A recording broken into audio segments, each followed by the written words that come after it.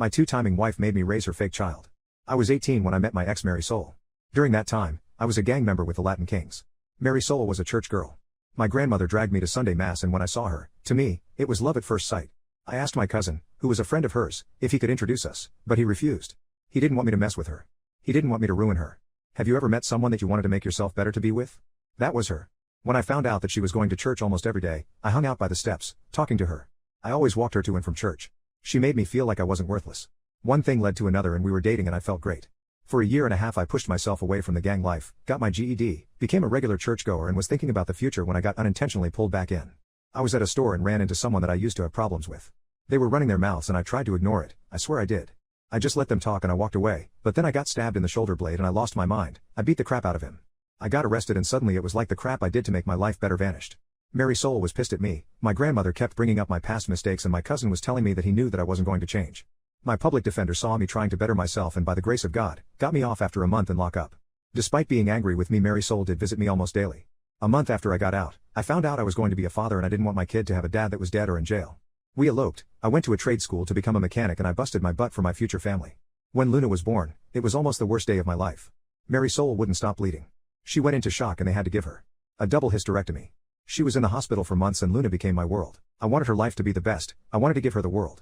When Mary Soul was released, I promised her that our daughter will have a life far better than ours and for years I kept that promise. I saved enough money to move us to the suburbs, became homeowners, I was a Girl Scout leader if you could believe that. I made sure Luna went to private school, made sure she knew how to defend herself and always made sure I was the perfect husband. I didn't know my parents. Didn't have a positive male role model in my life, so I didn't know what a healthy relationship looked like. That's a lie, TV dads were my male role models and I mimicked them and the marriage they had on TV. As the years went by I owned my own garage, my cousin became a pastor, my grandmother was still a pain in my ass, my relationship with my wife was stronger than ever, I made sure I kept my prison body, but Luna hated me. Since she turned 13 she just started hating me. She didn't want me to hug her. Rolled her eyes every time I told her I loved her. Ignored me when I asked her about her day in school. It hurt me and Mary Soul saw it. She told me that she's a teenager and that I should just let it ride. She will come back to me. For 2 years it was like that. So for her quinceañera, I wanted to go all out. Got everything she wanted and she was still disrespectful and briefly the old me almost came out just to put her in her place, but instead, I went to my cousin, vented my frustration and doubts about being a good father and he told me to just let her be and he said a prayer for me. I wanted a slideshow for the father-daughter dance. I got a chunk of the pictures of us together, but I realized I didn't have any recent pictures of us. She didn't want to take any. The last time I had pictures of her and I smiling with me was on her 13th birthday and those were on my daughter's broken tablet. I took that tablet, went to a repair shop and I didn't care the cost. I needed that tablet fixed. After a day and $300. The tech fixed it and I was happy. I knew her passcode, but I never bothered invading her privacy. I just wanted those pictures and when I opened that tablet and looked in the gallery, there they were. My little girl, smiling and happy to be with me. I felt great. Then the instant messages appeared. It was my daughter talking to my wife. It was a long banter that she didn't want me to dance with her and it did hurt, but like my wife said, she's being a teenager. Then she said something that destroyed me. She texted why she had to do the father-daughter dance with me since I'm not her father. I felt my heart stop. My wife responded that I raised her, I loved her, and that makes me her father. But Luna responded by saying that my cousin is her father and she can't wait for her to turn 18 so she could tell me the truth and she could live with her real dad. That she hated me, that she thanked God that I'm not her father. Mary Soul began cursing her out.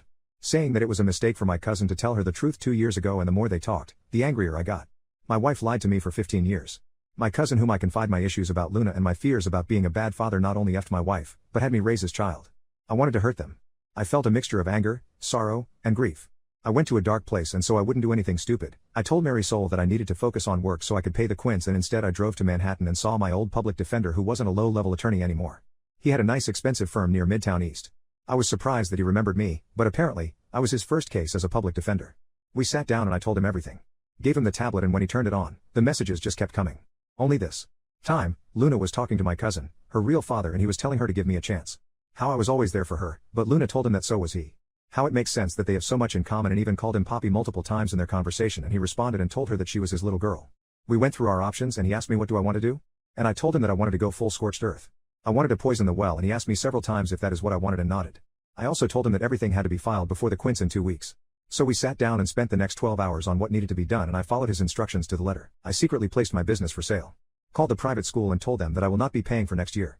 Closed the college accounts, and the savings that I had for Luna and prepared to place my house for sale online. No one was the wiser. I followed his instructions perfectly. There was only one thing I deviated from. The day of the quince. That day went off without a hitch. The whole family was there. Luna was smiling, having fun. Mary Soul kept asking me if I was okay and I lied to her. It was hard lying to her. From the moment I met her, I never lied to her and during those 2 weeks, every time, I kissed her, held her, made love to her. It was hard not to scream at her. It was hard not to hate her. She knowingly let me raise another man's child. She slept with my cousin, a man who saw as my brother, the godfather of my child, the best man when I eloped, my confidant. So the rage was hard to suppress, to say the least.